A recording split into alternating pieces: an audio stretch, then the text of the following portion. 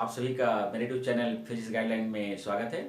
आज हम इस फिजिक्स गाइडलाइन क्लास में अध्ययन करेंगे कक्षा 12वीं भौतिकी के अध्याय 1 विद्युत आवेश एवं क्षेत्र के अंतर्गत एक बहुत ही महत्वपूर्ण और परीक्षा में कई बार पूछे जाने वाले टॉपिक गॉस के प्रमेय के अनुप्रयोग के अंतर्गत एक प्रयोग किसी आवेशित समतल चादर के कारण विद्युत क्षेत्र की तीव्रता का समीकरण निकालना। विद्यार्थियों, हम इस टॉपिक पर आपसे चर्चा करें उसके पहले मैं आपसे कहना चाहूँगा कि यदि आप इस टॉपिक को अच्छी तरह समझना चाहते हैं तो आप इस वीडियो को शुरू से अंत तक अवश्य देखिएगा, और यदि आपको ये वीडियो अच्छा लगता है तो आप इसे लाइक कीजिएगा, शेयर कीजिएगा, क्योंकि आपके लाइक करने से हम उत्साहित होते हैं आपके लिए नए नए टॉपिक पर वीडियो बनाने के लिए। और ऐसे विद्यार्थी जो हमारे चैनल पहली बार जुड़ रहे हैं उनसे निवेदन है कि आप हमारे चैनल को अवश्य सब्सक्राइब कीजिएगा। तो आइए हम स्टार्ट करते हैं किसी अवशिष्ट समतल चादर के कारण विद्युत क्षेत्र तीव्रता का समीकरण ज्ञात करना। विद्यार्थियों, आप यहाँ पर एक चित्र देख रहे हैं। इस चित्र में आप देख रहे हैं, इस चित्र में ABCD एक आवेशित समतल चादर है। यहाँ चादर का मतलब है प्लेट।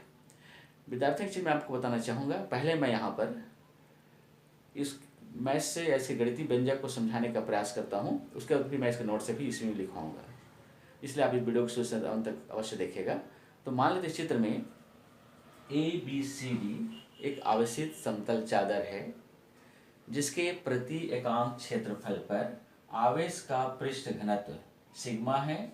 तो सिग्मा बराबर हम लिख सकते हैं Q/A, जहाँ A इस आवेशित चादर का क्षेत्रफल है।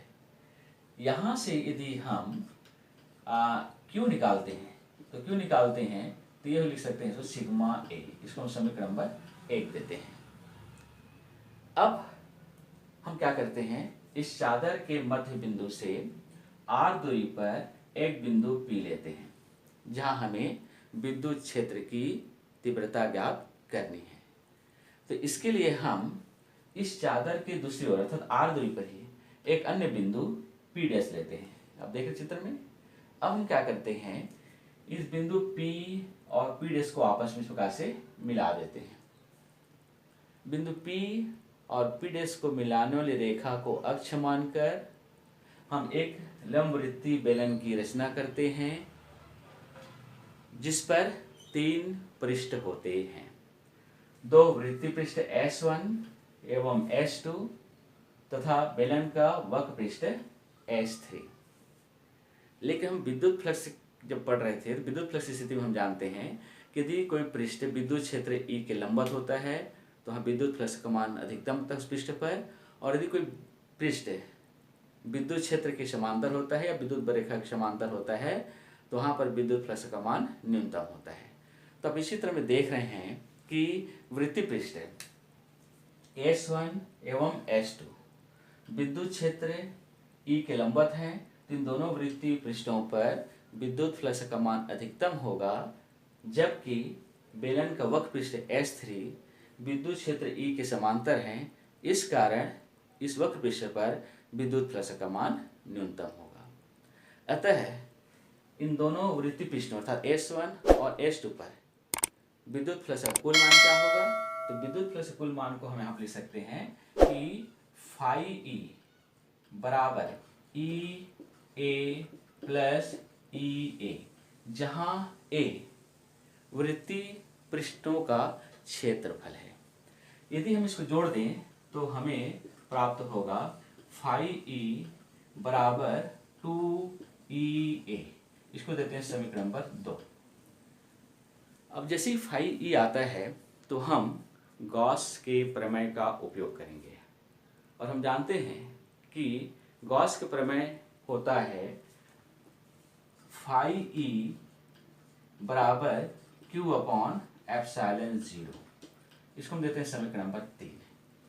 अब हम क्या करेंगे, इस समीकरण 2 और 3 की तुलना करते हैं। जब समीकरण 2 और 3 की तुलना करते हैं तो ये हमें समीकरण प्राप्त होगा 2EA बराबर Q/ε0। हमें क्या निकालना है, विद्युत क्षेत्र की तीव्रता, और विद्युत क्षेत्र तीव्रता को हम प्रदर्शित करते हैं ई से। तो यहाँ से यदि हम ई निकाल लेते हैं, तो ई निकालते हैं जिसको मैं यहाँ पे ले रहा हूँ, तो यहाँ से हम लिख सकते हैं या ई बराबर, यहाँ से यदि आप ई निकालते हैं तो 2a इसके नीचे लिख सकते हैं। तो यहाँ पर हम लिखेंगे तो ई बराबर लिख सकते हैं q अपॉन 2, यहाँ से a एप्सिलॉन 0।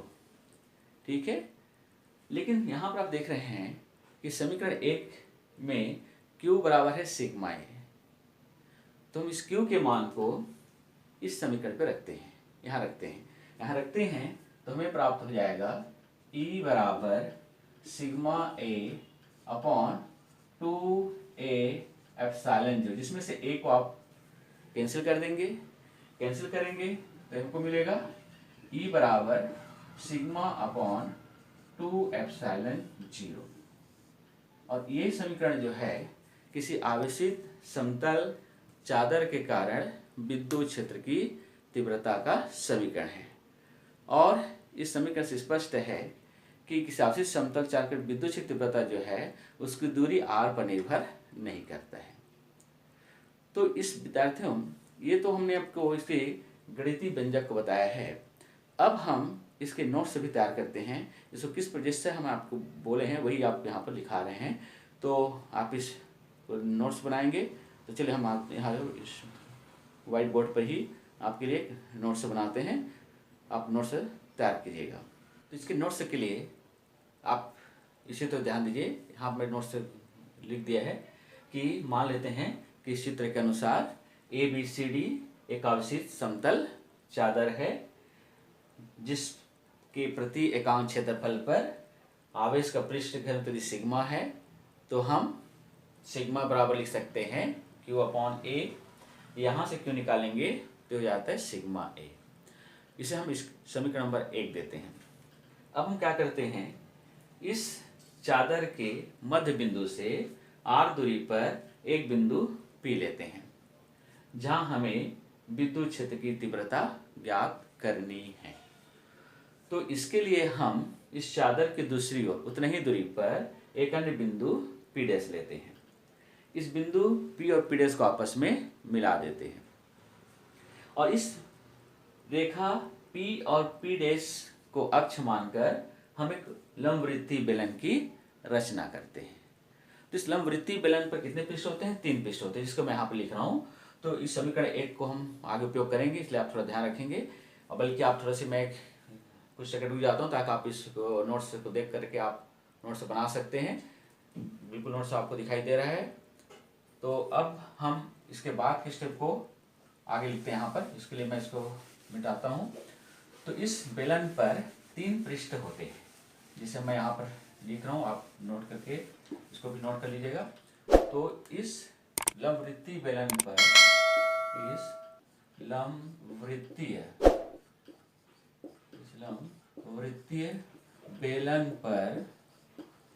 बेलन पर 3 पृष्ठ होते हैं। अब 3 पृष्ठ कौन कौन से होते हैं? 3 पृष्ठ होते हैं, पहला 2 वृत्तीय पृष्ठ, 2 वृत्तीय पृष्ठ S1 एवं S2 जो विद्युत क्षेत्र E के लंबवत होने के कारण इन दोनों पृष्ठों पर विद्युत फ्लक्स का मान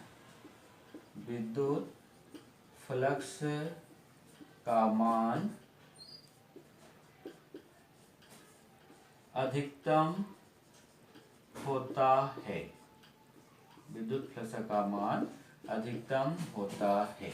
ये जो दोनों वृत्तीय पृष्ठ हैं S1 एवं S2, ये दोनों विद्युत क्षेत्र E के लंबवत होने का इन दोनों वृत्तीय पृष्ठों पर विद्युत फ्लक्स का मान अधिकतम होता है, जबकि दूसरा जो विद्युत पृष्ठ है वो है वक्र पृष्ठ S3, जो विद्युत क्षेत्र E के समांतर होने के कारण इस पृष्ठ पर विद्युत फ्लक्स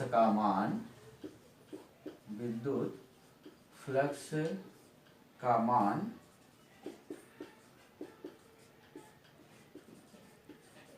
न्यूनतम होता है।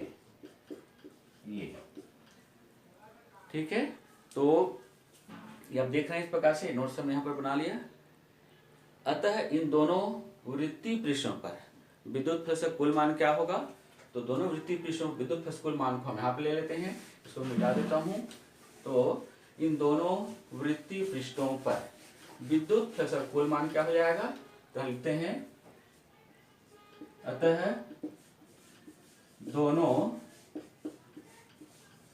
वृत्तीय पृष्ठों पर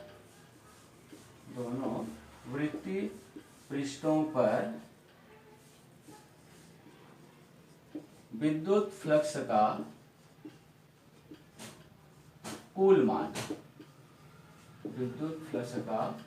मान, इसको हम लिख सकते हैं यहाँ पर कि फाई ई बराबर ई ए प्लस ई ए, जहां ए इन दोनों वृत्तीय पृष्ठों का क्षेत्रफल है। तो इसको हम इस प्रकार से लिख सकते हैं, या फाई ई बराबर 2EA, दोनों को जोड़ देते हैं, इसको हम देते हैं समीकरण नंबर 2। अब जैसे ही गॉस का प्रमेय हम इसमें उपयोग करेंगे, जैसे फाई का मान आया, हमने गॉस के प्रमेय का उपयोग करेंगे। तुम जानते हैं गॉस के प्रमेय से, लेकिन गॉस के प्रमेय से, अब गॉस का प्रमेय क्या है जानते हैं, गॉस के प्रमेय से हम जानते हैं कि होता है फाई ई बराबर Q अपॉन एप्सिलॉन 0, इसको हम देते हैं समीकरण नंबर 3। अब हम इस समीकरण 2 और 3 की तुलना करते हैं। तो जब समीकरण 2 और 3 की तुलना करते हैं तो क्या आता है, जिसको मैं यहाँ पर ले रहा हूँ, आप थोड़ा सा ध्यान दीजिएगा। तो अब हम क्या करेंगे, अब समीकरण 2 एवं 3 की तुलना करेंगे